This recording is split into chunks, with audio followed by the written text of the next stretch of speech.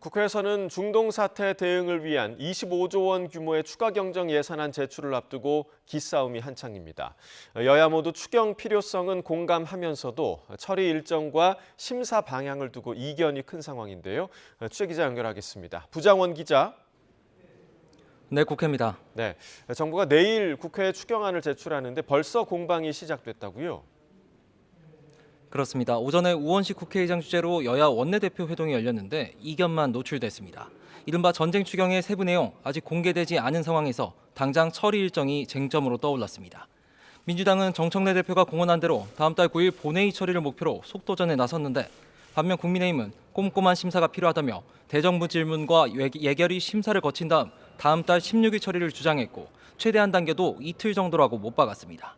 민주당은 국민이 절박하게 고통을 느낀다면서 하루라도 빨리 추경안을 처리해야 한다고 강조했는데요. 정청래 대표 발언입니다.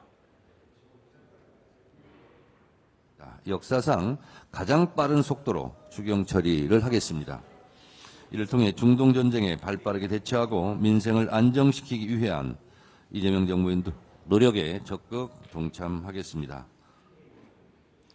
국민의힘은 추경은 필요하지만 정밀한 검증이 불가피하다는 입장인데 특히 지역화폐 지원은 매표용 현금 살포라고 직격했습니다. 장동혁 대표 발언입니다.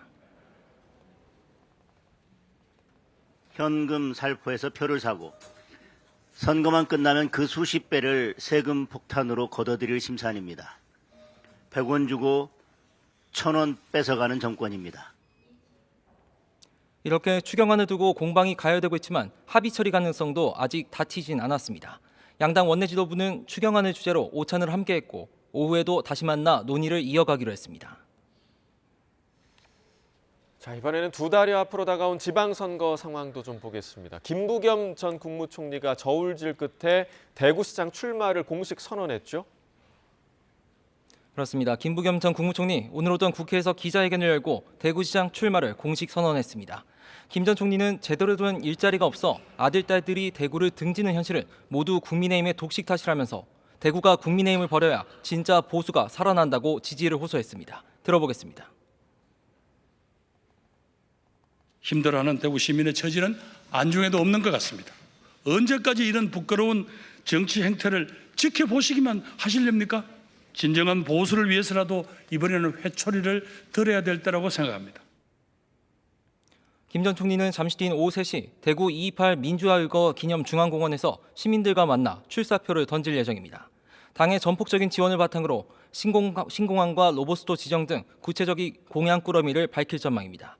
김 전 총리 출마로 보수 안방이던 대구는 단숨에 이번 선거 최대의 격전지로 부상했습니다. 국민의힘은 오늘 저녁 대구시장 후보 6명의 첫 토론회를 여는데요. 하지만 컷오프로 탈락한 주호영 의원이 가처분 신청 이후 반발을 이어가고 있고 이진숙 전 방통위원장은 당의 상징인 빨간색 대신 흰옷을 입고 독자 유세를 강행하고 있습니다. 이런 가운데 쌍방울 대북 송금 사건을 수사한 박상용 검사와 이화영 전 경기부지사를 변호했던 서민석 변호사 간 녹취록이 선거 전국의 현안으로 떠올랐습니다. 민주당 한병도 원내대표는 아침 회의에서 박 검사가 이재명 대통령을 엮으러 진술을 설계하고 보석과 추가영장 미청구 등 미끼를 던졌다고 연이틀 맹공을 이어갔습니다. 이어 박 검사 개인을 넘어 정권 차원의 조직적인 정적 사냥을 스스로 인정한 꼴이라며 국정조사를 통해 성역 없이 파헤치겠다고 강조했습니다. 반면 국민의힘 송원석 원내대표는 발언의 앞뒤 맥락을 의도적으로 잘라놓고 박 검사의 음성만 공개한 것 자체가 증거 조작이자 진실 조작이라고 맞섰습니다. 또 녹취록을 공개한 서 변호사가 민주당 청주시장 예비후보라는 점을 고리로 역공했는데 들어보겠습니다. 3년 만에 갑자기 녹취라고 들고 나온 것 자체가 매우 수상합니다. 시중에서는 심지어 당에서 공천장을 미끼로 회유, 압박했을 개연성이 있지 않느냐라고 하는 박성윤 검사 역시 서 변호사가 먼저 무리한 감경 요구를 해왔고 자신은 이를 거절하며 설명한 내용을 일부만 발췌해 공개됐다는 입장입니다. 이에 민주당 전용기 소통수석은 추가 녹취 공개를 예고했는데 향후 전후 사실이 어떻게 밝혀지냐에 따라 선거 판도에 적지 않은 영향을 미칠 전망입니다. 지금까지 국회에서 YTN 부장원입니다.